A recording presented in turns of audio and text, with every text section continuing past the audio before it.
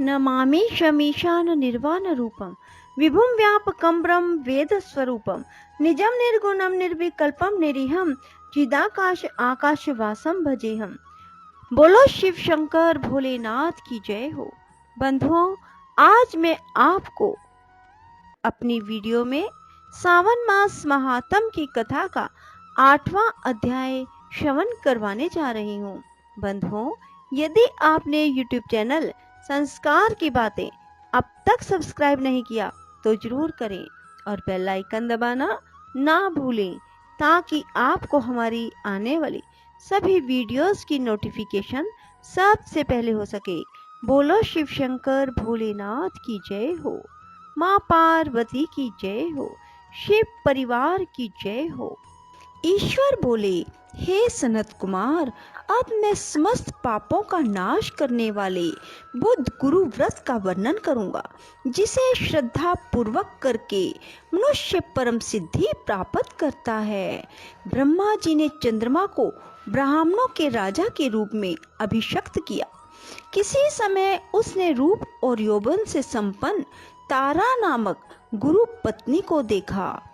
उसकी रूप संपदा से मोहित होकर वह काम के वशीभूत हो गया और उसे अपने घर में रख लिया।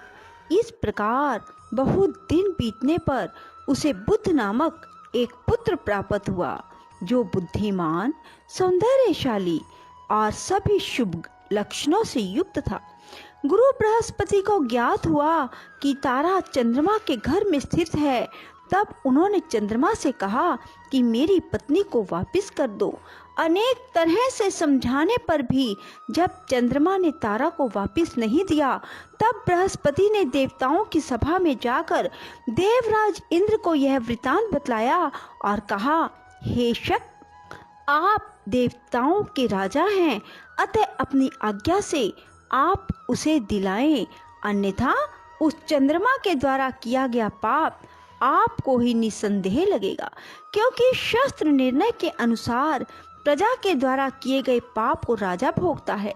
पुराण में भी कहा गया है कि दुर्बल का बल राजा होता है। गुरु का यह वचन सुनकर चंद्रमा ने कहा, मैं आपकी आज्ञा से तारा को तो दे दूंगा, किंतु इस पुत्र को नहीं दूंगा। शास्त्र के अनुसार विचार करके देवताओं ने उस पुत्र को चंद्रमा को दे दिया। इसके बाद गुरु को उदास देखकर देवताओं ने उन दोनों को वरदान दिया, हे चंद्र, अब तुम घर जाओ, यह तुम्हारा भी पुत्र है और बृहस्पति का भी। यह तुम्हारा पुत्र ग्रहों में प्रतिष्ठित होगा।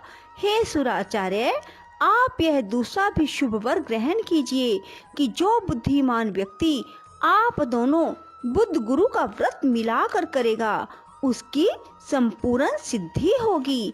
यह सत्य है, इसमें संदेह नहीं है। शंकर जी के लिए अत्यंत प्रिय यह श्रावण मास के आने पर जो लोग बुधवार तथा बृहस्पतिवार को पूजन व्रत करेंगे, उन्हें सिद्धि प्राप्त होगी। इस व्रत में दही भात का नैवेद्य व्रत सिद्धि में मूल हेतु है। स्थान भेद से आप दोनों की मूर्ति लिखकर पूजन करने से भिन्न भिन्न फल प्राप्त होता है।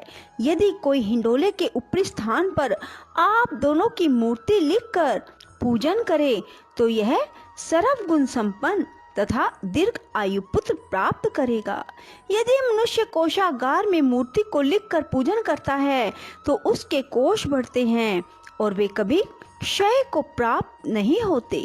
इसी प्रकार पाकल्य में पूजन करने से पाक वृद्धि, देवालय में पूजन करने से उनकी कृपा प्राप्त होती है।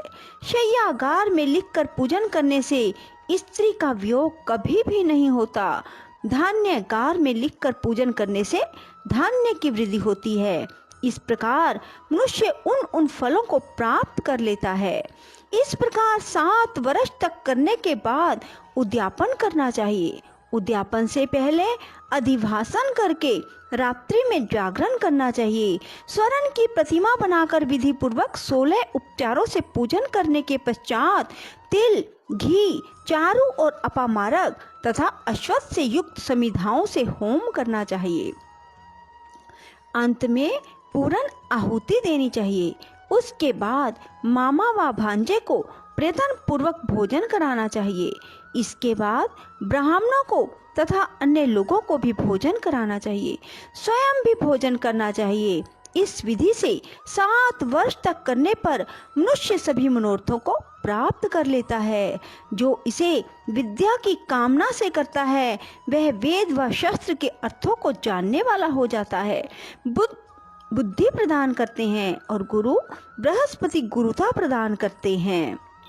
सनत कुमार बोले, हे भगवान, आपने जो यह कहा है कि इस अवसर पर मामा और भांजे को भोजन करना चाहिए, यदि बताने योग्य हो तो इसका कारण बताइए। ईश्वर बोले, हे सनत कुमार, पूर्व काल में अत्यंत दीन तथा दरिद्र कोई 2 ब्राह्मण थे। वे दोनों मामा भांजे थे। उदार पूर्ति हेतु परिश्रम पूर्वक भ्रमण करते हुए वे दोनों किसी नगर में अन्न मांगने के लिए गए। उन्होंने घर घर में श्रावण मास में प्रत्येक वार को उस वार का व्रत होते हुए देखा, किंतु कहीं भी बुद्ध गुरु का व्रत नहीं देखा। तब उन्होंने बहुत देर तक परस्पर विचार किया कि सभी वारों का व्रत तो सर्वत्र दिखाई पड़ रहा है, किंतु बुद्ध गुरु का कहीं नहीं। अतः चूंकि यह व्रत अनुचित है, इसलिए हम दोनों को चाहिए कि इस शुभ व्रत का अनुष्ठान आदर पूर्वक करें। किंतु हे सनत कुमार, इसकी विधि न जानने के कारण वे दोनों संशय में पड़ गए। तब रात्रि में उन्हें स्वप्न में इस व्रत की विधि दृष्टि गोचर हो गई। इसके बाद उन्होंने उसकी विधि के अनुसार व्रत को किया, जिससे उन्होंने अपार संपदा प्राप्त की। प्रतिदिन उनकी संपत्ति बढ़ने लगी और सभी लोगों को ज्ञात भी हो गया। इस प्रकार 7 वर्ष तक करके वे पुत्र पौत्र आदि से संपन्न हो गए। उसके बाद उनके ऊपर प्रसन्न होकर बुद्ध व गुरु प्रकट हुए और उन्होंने उन दोनों को यह वर दिया, आप दोनों ने हम दोनों के निमित्त इस व्रत को प्रवर्तित किया है। अतः आज से कोई भी इस शुभ व्रत को करेगा, उसे व्रत की समाप्ति पर मामा तथा भांजे को प्रयत्न पूर्वक भोजन कराना चाहिए। इस व्रत के प्रभाव से उसे सभी कामनाओं की परम सिद्धि हो जाती है और अंत में चंद्र सूर्य पर्यंत उसका हमारे लोक में वास होता है। बोलो शिव शंकर भोलेनाथ की जय। राधे राधे। जय श्री कृष्णा। बंधुओं, यदि आपको हमारी वीडियो पसंद आए तो इसे लाइक करें और शेयर भी जरूर करें। धन्यवाद।